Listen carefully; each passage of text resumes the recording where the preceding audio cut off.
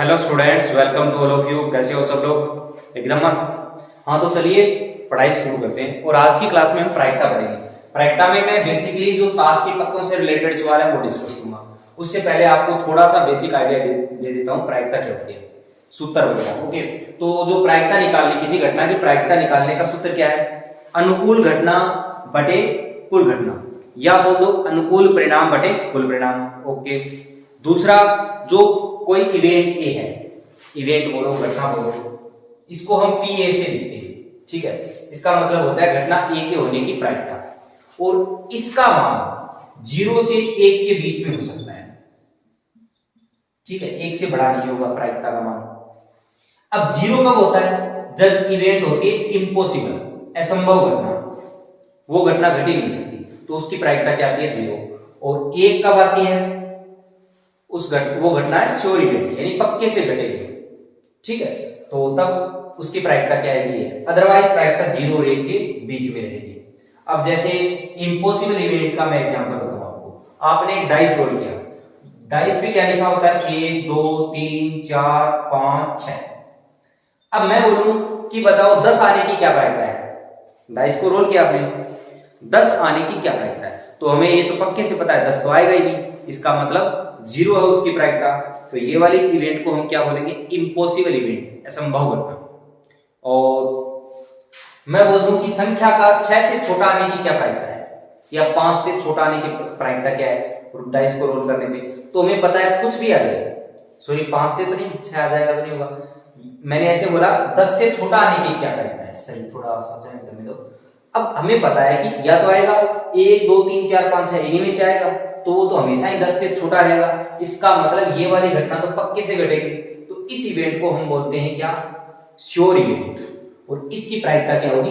1। Okay, और दूसरा, इसको बोलते हैं घटना ए के होने की प्रायिकता, और मैंने लिख दिया प्लस पी ए बार। इसका मतलब होता है घटना ए के नहीं होने की प्रायिकता। इसका योग हमेशा 1 आएगा। ओके, सो कई बार आपको ए के होने की प्रायिकता देके ए के नहीं होने की प्रायिकता पूछे तो आपको ये वाला सूत्र लगा लेना है। ओके, अगर ए के नहीं होने की प्रायिकता दे रखी है, ए के होने की प्रायिकता पूछे तो भी हम बता देंगे। यहां कुछ भी लिखेंगे उसको 1 में से घटा देंगे। ओके, सो ये बेसिक आइडिया हो गया प्रायिकता का। अब हमें ताश से रिलेटेड सवाल करने हैं। सो आपको बेसिक आइडिया मैं दे देता हूं ताश के पत्तों का। खेलें क्या आपने बचपन में कार्ड्स? बचपन ही चल रहा है सर अभी। हाँ, तो देखो ताश में कुल 52 पत्ते हैं। ठीक है, और 52 में जो 26 पत्ते होते हैं वो लाल रंग के होते हैं, और 26 पत्ते हैं वो काले रंग के। यहां तक कोई दिक्कत नहीं। अब देखो, जो लाल रंग के पत्ते हैं उनमें 13 पत्ते होते हैं पान के, एक जैसे, ऐसे वाले, हार्ट वाले। ठीक है, और 13 पत्ते होते हैं ईंट के, ये लाल रंग के होते हैं। और काले रंग में 13 पत्ते होते हैं चिड़ी के और 13 हुकुम के। तो ये आपको स्ट्रक्चर आपके दिमाग में होना चाहिए।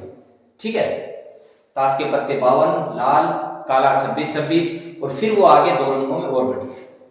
ठीक है, अब जो प्रत्येक पत्ता है उसमें पान में इक्का, फिर ये दुग्गी तिग्गी, ऐसे करके 10 तक होते हैं। ठीक है, उसके बाद में गुलाम, बेगम और बादशाह, इन 3 को बोलते हैं फेस कार्ड। ओके, चित्र वाले पत्ते हो गए। तो ये कुल मिला के 3 इसमें, 3 इसमें, 3 इसमें और 3 इसमें, 12 फेस कार्ड हो गए ताश के पत्तों में। अब आपसे पूछे कि इक्का कितना है, तो 4 इक्के, ये पत्ते सब में ऐसे हैं। ठीक है, अब आपसे पूछे कि गुलाम कितने हैं, तो गुलाम हो गए 4। ओके, ये आपको अगर स्ट्रक्चर दिमाग में आ गया है तो अब कोई दिक्कत नहीं है। अब जैसे हमसे कुछ भी पूछे, उसने पूछा कि ताश के गड्ढे में से हमने एक पत्ता रैंडम निकाला, तो बताओ कि क्या प्रायिकता है? वो काले रंग का पत्ता है। तो आप क्या करोगे?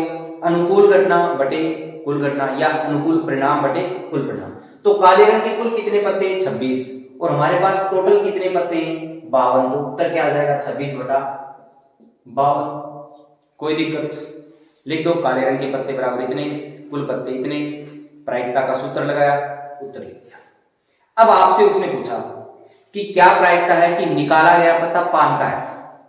तो देखो पान के कुल कितने पत्ते होते हैं? 13 पत्ते। तो उत्तर क्या हो जाएगा? 13 बटे 52। ओके, फिर आपसे पूछा उसने कि क्या प्रायिकता है बताओ, निकाला गया पत्ता इक्का है, तो इक्का है तो हम क्या करेंगे, कुल इक्के कितने 4, तो उत्तर क्या हो जाएगा 4/52। काट देना इसको, कोई तकलीफ, नो तकलीफ। अब उसने आपसे सपोज करो ये पूछा कि जो निकाला गया पत्ता है वो काले रंग का इक्का है, तो काले रंग के कितने पत्ते, ये वाले। अब काले रंग के इक्के कितने, 2, या तो चिड़ी का या हुकुम का, इसका मतलब प्रायिकता कितनी 2/52। कोई तकलीफ, नो तकलीफ। उसने पूछा निकाला गया पत्ता बेगम है, रानी साहिबा है, तो इसकी क्या प्रायिकता है, कुल कितनी रानियां 4, टोटल पत्ते कितने 52, 4/52। ओके, फिर उसने पूछ लिया कि निकाला गया पत्ता एक फेस कार्ड है, तो फेस कार्ड कितने होते हैं, 3 इसमें, 3 6, 3 9 और 3 12, तो प्रायिकता क्या आ जाएगी 12/52। ओके भाई।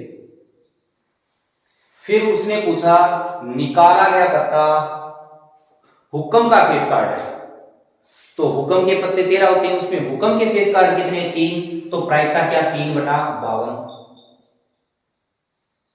ओके भाई। अब उसने पूछा कि जो निकाला गया पत्ते हैं 52 है, उसमें से एक पत्ता निकाल लिया, रैंडम निकाल लिया, और वो निकाला गया पत्ता इक्का नहीं है, निकाला गया पत्ता इक्का नहीं है, ठीक है। और अब ये बताओ कि इक्का आने की क्या प्रायिकता है, तो इसका मतलब देखो आपके पास पहले कितने 52 पत्ते थे, इसमें 4 इक्के थे, ठीक है, 4 इक्के हैं 52 में से। अब एक पत्ता निकाल लिया और साइड में रख दिया, और वो इक्का नहीं है, इसका मतलब टोटल पत्ते अब 51 बच गए, और इक्के कितने हैं, अभी भी 4 हैं, क्योंकि निकाला है वो इक्का नहीं है। इसका मतलब अब इक्का आने की क्या प्रायिकता है, तो 4/51, क्योंकि अब तो 51 पत्तों में से निकालेंगे, और निकाला हुआ है वो हमें पता है कि इक्के तो चारों अंदर हैं। बात समझ आई क्या? और अगर ऐसे बोल देता कि निकाला गया पत्ता इक्का है, अब बच गए उसमें इक्का आने की क्या प्रायिकता है, तो निकाला गया पत्ता इक्का है तो पत्ते तो 51 बच गए, लेकिन अब हमारे पास इक्के भी 3 बचे, बिकॉज एक निकल गया, तो इस बार प्रायिकता क्या आएगी 3/51। ठीक है, तो ऐसे करके भी सवाल पूछा जा सकता है। मेनली इसमें दिक्कत होनी नहीं चाहिए, अगर आपको स्ट्रक्चर अच्छे से याद है कि ताश के 52 पत्ते, इसको एक बार लिख के दिमाग में लिख लो, फिर किसी भी टाइप का सवाल हो ताश के पत्तों से रिलेटेड आपका गलत नहीं होगा। ओके, उसके अलावा भी बाकी प्रायिकता के सवाल आसानी होते हैं।